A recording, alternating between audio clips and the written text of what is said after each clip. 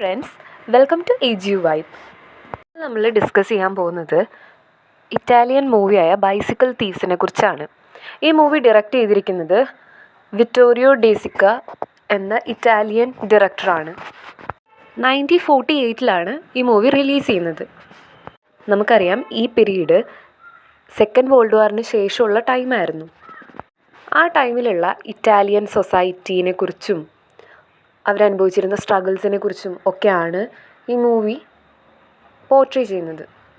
ഈ മൂവീനെക്കുറിച്ച് ഡീറ്റെയിൽ ആയി പറയുന്നതിന് മുമ്പ് നമ്മൾ ഇറ്റാലിയൻ ന്യൂ റിയലിസം എന്ന മൂവ്മെൻറ്റിനെ കുറിച്ച് വേണം അറിഞ്ഞിരിക്കാൻ. What is Italian new realism? Italian neorealism was a film movement originated in Italy after the Second World War. Second world war ഇറ്റലിയിലെ സോഷ്യൽ സിനോറിയോനെ കംപ്ലീറ്റ്ലി ചേഞ്ച് ചെയ്തു. ഫാഷിസ്റ്റ് ഡിക്റ്റേറ്റർ ആയിരുന്ന ബെനിറ്റോ മുസോളിനിയുടെ റൂൾ അവസാനിക്കുകയും ചെയ്തു. ഈ സോഷ്യോ പൊളിറ്റിക്കൽ കണ്ടീഷനാണ് neorealist movement സാധ്യമാക്കിയത്. Benito Mussolini ഭരിച്ചിരുന്ന കാലത്ത് സിനിമേനെ ഒരു ടൂളായിട്ടാണ്, അദ്ദേഹത്തിൻ്റെ പ്രൊപ്പഗാൻഡയ്ക്ക് വേണ്ടിയിട്ടുള്ള ഒരു ടൂളായിട്ടാണ് കണക്കാക്കിയിരുന്നത്. അതിനുവേണ്ടി ഒരു മാസീവ് സ്റ്റുഡിയോ തന്നെ അദ്ദേഹം ക്രിയേറ്റ് ചെയ്തു. അതിന് സിൻസിറ്റ എന്നാണ് നെയിം ചെയ്തിരുന്നത്. ഈ സ്റ്റുഡിയോ പ്രൊപ്പഗാൻഡ മൂവീസിന് വേണ്ടിയിട്ട് മാത്രമായിട്ട് ഉണ്ടാക്കിയിട്ടുള്ളതായിരുന്നു. വേൾഡ് വാർ എന്ന് പറഞ്ഞാൽ തന്നെ നമുക്കൊക്കെ അറിയാം, ഫുൾ ഡിസ്ട്രക്ഷനും കെയോസും ഒക്കെ ആയിരിക്കും. അതുകൊണ്ട് തന്നെ അവിടെ ഉണ്ടായിരുന്ന ബിഗ് സ്റ്റുഡിയോസൊക്കെ ഡിസ്ട്രോയിഡ് ആയി പോവുകയാണ് ചെയ്തത്. അതുകൊണ്ട് തന്നെ ഫിലിം മേക്കേഴ്സിന് അതൊരു ബിഗ് ടാസ്ക് ആയിരുന്നു പിന്നെ മൂവീസ് ക്രിയേറ്റ് ചെയ്യാനൊക്കെ. അങ്ങനെ ഇരിക്കുന്ന ടൈമിലാണ് ഒരു group of film makers emerge ചെയ്ത് വരുന്നത്. അവരാണ് ഈ നിയോ റിയലിസ്റ്റ് ഫിലിംസിന് ബർത്ത് കൊടുക്കുന്നത്. ഈ നിയോ റിയലിസ്റ്റ് ഫിലിംസ് സാധാരണ വർക്കിംഗ് ക്ലാസ് പീപ്പിളിൻ്റെ ജീവിതത്തിനാണ് ഇമ്പോർട്ടൻസ് കൊടുത്തിരുന്നത്. അവരനുഭവിക്കുന്ന സ്ട്രഗിൾസും അവർ സർവൈവ് ചെയ്യാൻ വേണ്ടി ഡേ ടു ഡേ കഷ്ടപ്പെടുന്നതും അങ്ങനെ അതൊക്കെ കാണിച്ചുകൊണ്ടുള്ള മൂവീസായിരുന്നു നിയോ റിയലിസ്റ്റ് മൂവീസ്.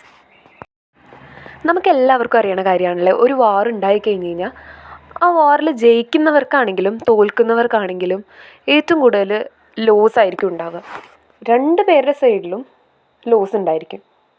ആ ഗെയിനേക്കാളും കൂടുതൽ ലോസ് ആയിരിക്കും.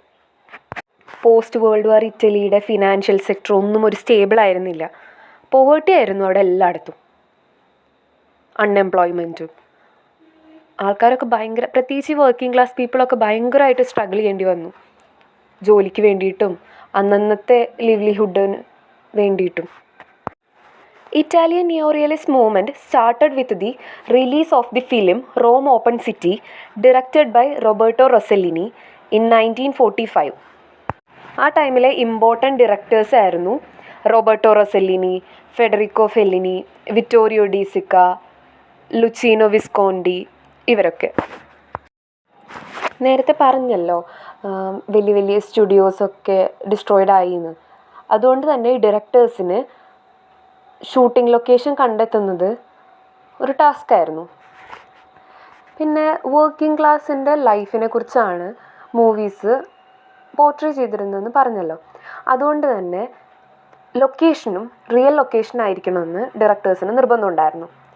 അവർ വർക്കിംഗ് ക്ലാസ് പീപ്പിളിൻ്റെ സ്ട്രഗിൾസ് ഒറിജിനാലിറ്റിയോടുകൂടി ജനങ്ങളിൽ എത്തിക്കുന്നതിന് വേണ്ടിയിട്ട് റിയൽ പ്ലേസസ് തന്നെയാണ് ലൊക്കേഷൻസിന് വേണ്ടിയിട്ട് ചൂസ് ചെയ്തിരുന്നത്. അതുപോലെ ഇവർ അഭിനയിക്കുന്നതിന് വേണ്ടിയിട്ട് പ്രൊഫഷണൽ ആക്ടേഴ്സിനെ അല്ല യൂസ് ചെയ്തിരുന്നത്, സാധാരണക്കാരെ തന്നെയാണ് യൂസ് ചെയ്തിരുന്നത്. ഈ ക്ലാസിക്കൽ ഹോളിവുഡ് സിനിമയുടെ ഒരു സ്റ്റാർ സിസ്റ്റം ഒക്കെ ഉണ്ടല്ലോ, അതൊക്കെ ഈ ഡയറക്ടേഴ്സ് റിജക്റ്റ് ചെയ്തു. And the films were made with low budget and minimum equipment. ഈ neo realist movement various other film മൂവ്മെൻറ്റ്സിനെയും ഇൻഫ്ലുവൻസ് ചെയ്തിട്ടുണ്ട്. French new wave and film makers like Satyajit Ray were influenced by Italian neorealist movement. 1915s വരെയാണ് golden age of Italian cinema എന്നറിയപ്പെടുന്നത്. ഇത്രയൊക്കെയാണ് Italian നിയോ റിയലിസത്തെക്കുറിച്ച് മേജറായിട്ട് പറയാനുള്ളത്. നമുക്ക് bicycle thieves എന്ന മൂവീനെ കുറിച്ച് ഡിസ്കസ് ചെയ്യാം. ഈ മൂവി സ്റ്റാർട്ട് ചെയ്യുമ്പോൾ തന്നെ ഒരു റോമൻ സിറ്റിയാണ് കാണിക്കുന്നത്. ഒരു കൂട്ടം ആൾക്കാർ ഒരു എംപ്ലോയ്മെൻറ്റ് ഓഫീസിൻ്റെ താഴെ വെയിറ്റ് ചെയ്തുകൊണ്ടിരിക്കുകയാണ്. അപ്പോൾ ആ ഓഫീസിലെ സ്റ്റാഫ് വന്നിട്ട് ഇങ്ങനെ ഓരോ പേരുകൾ ഇങ്ങനെ വിളിച്ചുകൊണ്ടിരിക്കുന്നുണ്ട്. ആ സ്റ്റാഫ് വിളിക്കുന്ന ആൾക്കാർക്കാണ് അവിടെ ജോലി കൊടുക്കുന്നത്. അപ്പോൾ ഈ മൂവിയിലെ സെൻട്രൽ ക്യാരക്ടറിൻ്റെ പേര് അന്റോണിയോ എന്നാണ്. അപ്പോൾ ഈ സ്റ്റാഫ് വന്ന് വിളിക്കുന്നതിൽ ഇയാളുടെ പേരും വിളിക്കുകയാണ്. അപ്പോൾ he hired there as A poster ഹാങ്ങിങ് മാൻ എന്ന് വെച്ച് കഴിഞ്ഞാൽ ഈ മൂവീസിൻ്റെ ഒക്കെ പോസ്റ്റർ കൊണ്ടുപോയി ഒട്ടിക്കില്ലേ, അങ്ങനത്തെ ഒരു ജോലിക്ക് വേണ്ടിയിട്ട് ഇയാളെ അവർ ഹയർ ചെയ്യാണ്. അപ്പോൾ ഈ ജോലിക്ക് ഒരു ബൈസിക്കിൾ അത്യാവശ്യമാണ്. അപ്പോൾ ഇയാളുടെ അടുത്ത് അവിടുത്തെ സ്റ്റാഫ് ചോദിക്കുന്നുണ്ട് ബൈസിക്കിൾ ഉണ്ടോ എന്നൊക്കെ ചോദിക്കുന്നുണ്ട്. അപ്പോൾ ആൾ സംഘടിപ്പിക്കാം, നാളെ തന്നെ സൈക്കിൾ കൊണ്ട് വരാം എന്നൊക്കെ പറയുന്നുണ്ട്. പക്ഷേ ഇയാളുടെ ഒരു സൈക്കിൾ ഉണ്ടായിരുന്നു, പക്ഷേ അവിടെ പോവേർട്ടിയൊക്കെ ആണെന്ന് പറഞ്ഞല്ലോ, അതുകൊണ്ട് തന്നെ അവർക്ക് ലൈഫ് മുന്നോട്ട് കൊണ്ടുപോകുന്നതിന് വേണ്ടിയിട്ട് ആ സൈക്കിള് പണയം വെക്കേണ്ടി വന്നിട്ടുണ്ടായിരുന്നു. അന്റോണിയോൻ്റെ വൈഫിൻ്റെ പേര് മരിയ എന്നാണ്. അപ്പോൾ അന്റോണിയോ വീട്ടിൽ വന്നിട്ട് വൈഫിൻ്റെ അടുത്ത് കാര്യങ്ങളൊക്കെ പറയുകയാണ്, ബൈസിക്കിൾ വേണം ജോലിക്ക് എന്നൊക്കെ പറയുകയാണ്. അപ്പം മരിയ എന്ത് ചെയ്യാണ്, അവരുടെ ബെഡ്ഷീറ്റ്സ് അവർക്ക് മാരേജിൻ്റെ സമയത്ത് ഗിഫ്റ്റ് കിട്ടിയതും അവർ യൂസ് ചെയ്തുകൊണ്ടിരിക്കുന്നതും ആയിട്ടുള്ള എല്ലാ ബെഡ്ഷീറ്റ്സും മരിയ എടുക്കുകയാണ് അത് വിൽക്കാൻ വേണ്ടിയിട്ട്. എന്നിട്ട് ആ ക്യാഷ് കൊണ്ട് സൈക്കിൾ തിരിച്ചെടുക്കണം, എന്നാലല്ലേ അവർക്ക് ജോലി കിട്ടുള്ളൂ. അവർക്കൊരു സണ്ണുണ്ട്, അവൻ്റെ പേര് ബ്രൂണോ എന്നാണ്. അവന് 11 വയസ്സായിട്ടുള്ളൊരു ചെറിയ ആൺകുട്ടിയാണ്. പക്ഷേ ബ്രൂണോയും വർക്ക് ചെയ്യുന്നുണ്ട് ഒരു ഓയിൽ ഫാക്ടറിയിൽ. അന്നത്തെ കാലത്ത് ഈ ബാലവേല അങ്ങനെയൊന്നുമില്ല, കുട്ടികളും വർക്കിന് പോകുമായിരുന്നു. അങ്ങനെ ഇവർ പോയിട്ട് ബൈസിക്കിൾ തിരിച്ചെടുക്കുന്നുണ്ട്. അങ്ങനെ എടുത്തു വരുന്ന സമയത്ത് വൈഫ് ഒരു വൈസ് ലേഡീനെ കാണാൻ പോകുന്നുണ്ട്. കാരണം നമ്മൾ ഈ ഇങ്ങനെ ഓരോ കാര്യങ്ങൾ പ്രവചിക്കുകയൊക്കെ ചെയ്യില്ലേ, അങ്ങനെ. അപ്പോൾ തൻ്റെ ഹസ്ബൻഡിന് ജോലി കിട്ടും എന്നൊക്കെ ഈ വൈസ് ലേഡി ഈ മരിയോട് പറഞ്ഞിട്ടുണ്ടാവും. അപ്പോൾ അങ്ങനെ നന്ദി പറയാൻ പോവാണ്. അങ്ങനെ പിറ്റേ ദിവസം തൊട്ടിട്ട് അന്റോണിയോ ബൈസിക്കിളും കൊണ്ട് ചെല്ലും. അങ്ങനെ വർക്ക് സ്റ്റാർട്ട് ചെയ്യാണ്. അങ്ങനെ അന്റോണിയോ പോസ്റ്റർ ഒട്ടിച്ചുകൊണ്ടിരിക്കുകയാണ്. അപ്പോൾ ഈ പോസ്റ്ററൊക്കെ നല്ല ഹൈറ്റിലൊക്കെ ഒട്ടിക്കേണ്ടി വരുമല്ലോ. അപ്പോൾ അങ്ങനെ കോണിയുമൊക്കെ കയറിയിട്ട് നിന്ന് ഒട്ടിക്കുകയാണ്. അപ്പോൾ ഒരു 3 പേഴ്സൺസ് അവർ വന്നിട്ട് ബൈസിക്കിൾ ഇങ്ങനെ എക്സാമിൻ ചെയ്യും, മോഷ്ടിക്കാൻ വേണ്ടിയിട്ടാണ്. അന്ന് അവിടെ എന്ന് പറഞ്ഞാൽ ഈ പോവേർട്ടിയും അൺഎംപ്ലോയ്മെൻറ്റും ഒക്കെ ആയതുകൊണ്ട് ആൾക്കാർ അവരവരുടെ ലിവ്ലിഹുഡ് കണ്ടെത്തുന്നതിന് വേണ്ടി എന്തും ചെയ്യും. റോബറി എന്നൊക്കെ പറഞ്ഞാൽ അവിടെ ഒരു സ്ഥിരം കാഴ്ചയായിരുന്നു. പോലീസിന് പോലും അതിലൊന്നും ഇടപെടാൻ പറ്റാത്ത പോലെ, കണ്ടുപിടിക്കാൻ പോലും പറ്റില്ല, എല്ലായിടത്തും റോബറി ആയിരിക്കും. അങ്ങനെ അതിലൊരാൾ ആ സൈക്കിൾ എടുത്തുകൊണ്ട് പോവുകയാണ്. അന്റോണിയോ പെട്ടെന്ന് തന്നെ അതിൽ നിന്ന് ഇറങ്ങി പിന്നാലെ ഓടിപ്പോവും, പക്ഷേ പിടിക്കാൻ സാധിക്കില്ല. അങ്ങനെ അന്റോണിയോ ഓടി ഓടി ഒരു ടണലിൻ്റെ ഉള്ളിലെത്തും. ആ ടണലിൽ എന്ന് പറഞ്ഞു കഴിഞ്ഞാൽ ഫുൾ ഡാർക്ക്നെസ് ആയിരിക്കും.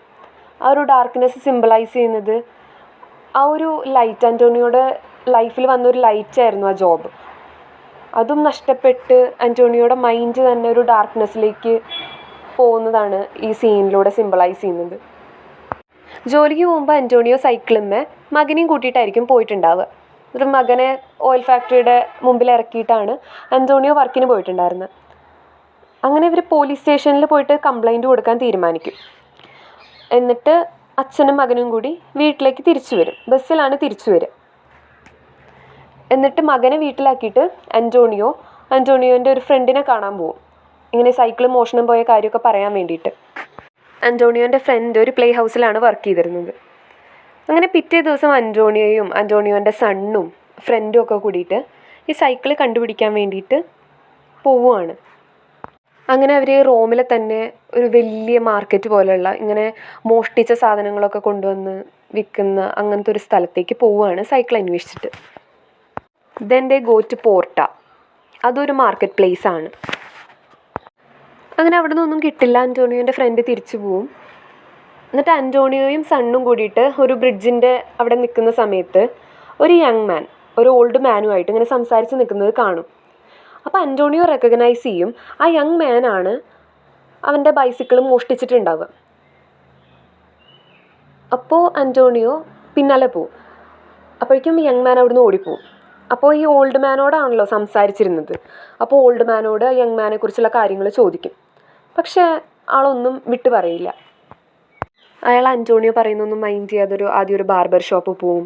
അത് കഴിഞ്ഞ് അവിടുന്ന് ഒരു വെഡ്ഡിങ് സെറമണി ചർച്ചിൽ നടന്നുകൊണ്ടിരിക്കുന്ന അങ്ങോട്ട് പോവും. അന്റോണിയോയും സണ്ണും പിന്നാലെ പോവും. അവരുടെ കാര്യമാണല്ലോ, സോ അവർ പിന്നാലെ പോവും. പക്ഷേ ഈ ഓൾഡ് മാൻ ഒന്നും പറയില്ല. ബ്രൂണോ ഒരു ചെറിയ കുട്ടിയാണല്ലോ, അപ്പോൾ ഇങ്ങനെ ഈ സൈക്കിളിന് വേണ്ടി കുറേ ദിവസമായി അവരിങ്ങനെ അലഞ്ഞ് നടക്കുന്നു. അപ്പോൾ ബ്രൂണോ പറയും, ആ ചർച്ചിൽ നിന്നിരുന്നെങ്കിൽ അവിടുന്ന് ഫുഡെങ്കിലും കഴിക്കുമായിരുന്നു, കാരണം അവിടെ മാരേജ് ഫംഗ്ഷൻ നടന്നുകൊണ്ടിരിക്കുകയാണല്ലോ. പക്ഷെ അന്റോണിയോ ആണെങ്കിലോ ഈ ബൈസിക്കിൾ പോയതിൻ്റെ സങ്കടത്തിലും ദേഷ്യത്തിലൊക്കെ ഇരിക്കുകയായിരിക്കും. അപ്പോൾ അന്റോണിയോ ബ്രൂണോനോട് ദേഷ്യപ്പെടും. അപ്പോൾ ബ്രൂണോ ഒരു ചെറിയ കുട്ടിയാണല്ലോ, അപ്പോൾ അവന് സങ്കടവും കരച്ചിലൊക്കെ വരും. അപ്പോൾ അങ്ങനെ അവൻ അച്ഛനിൽ നിന്ന് മാറി ഒറ്റയ്ക്ക് നടക്കും. അങ്ങനെ ഫാദർ പിന്നെയും ഒരു കൂട്ടം ആൾക്കാരെ കാണുകയാണ്. മകൻ വേറെ വഴിക്ക് പോയി. അപ്പോൾ കാണുമ്പോൾ ആ ആൾക്കാർ പറയുന്നുണ്ട് ഒരു കുട്ടി വെള്ളത്തിൽ മുങ്ങിപ്പോയിട്ടുണ്ട് എന്നൊക്കെ പറയുന്നുണ്ട്. അപ്പോൾ പെട്ടെന്ന് അന്റോണിയോ വിചാരിക്കുന്നത് അത് ബ്രൂണോ ആണ് എന്നാണ്. പക്ഷെ കുറച്ച് കഴിയുമ്പോൾ മനസ്സിലാവും അത് ബ്രൂണോ അല്ലാന്ന്. എന്നിട്ട് പിന്നെ ഫാദർ പിന്നെയും നടക്കും. അങ്ങനെ പിന്നെ ബ്രൂണോനെ കാണുന്നുണ്ട്. അങ്ങനെ അച്ഛനും മോനും പിന്നെയും ഒരുമിച്ചാവുകയാണ്. എന്നിട്ട് അവർ ഒരു റെസ്റ്റോറൻറ്റിലേക്ക് പോവുകയാണ്. ആ റെസ്റ്റോറൻറ്റിൽ അധികം ബൂർഷ്വാസാണ് ഉള്ളത്, ബൂർഷ്വാസും അവരുടെ ഫാമിലീസും. അപ്പോൾ അവർ ഡിഫറെൻറ്റ് ടൈപ്സ് ഓഫ് മീൽസാണ് ഓർഡർ ചെയ്തിട്ട് കഴിക്കുന്നുണ്ടാവുക.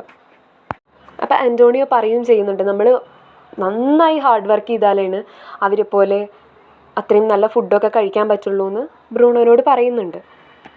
അപ്പോൾ തന്നെ നമുക്കറിയാം അവിടെ വർക്കിംഗ് ക്ലാസ് അനുഭവിക്കുന്ന സ്ട്രഗിൾസും ബൂർഷ്വാസ് അനുഭവിക്കുന്ന ഹൈ ക്വാളിറ്റി ലൈഫും, അതായത് ലക്ഷൂറിയസ് ആയിട്ടുള്ള ലൈഫും. അന്റോണിയോയും പിന്നെ ആ തൻ്റെ വൈഫ് പോയ വൈസ് ലേഡിയുടെ അടുത്ത് പോവുകയാണ്, സൈക്കിൾ കിട്ടുമോ ഇല്ലയോ എന്നൊക്കെ അറിയാൻ വേണ്ടിയിട്ട്. അങ്ങനെ പോകുന്ന സമയത്താണ് അവിടെ വെച്ചിട്ട് പിന്നെയും ആ തീഫിനെ കാണുന്നത്. അങ്ങനെ ഈ തീഫ് ഇപ്രാവശ്യം ഓടിപ്പോകുന്നത് ഒരു ബ്രോത്തലിലേക്കാണ്. അങ്ങനെ അന്റോണിയോ ആ തീഫിനെ പിടിക്കുന്നുണ്ട്. പിടിച്ചിട്ട് പോലീസ് ഓഫീസേഴ്സിനെ വിവരം അറിയിക്കും. എന്നിട്ട് പോലീസ് വന്നിട്ട് ക്വസ്റ്റ്യൻ ചെയ്യുകയൊക്കെ ചെയ്യും.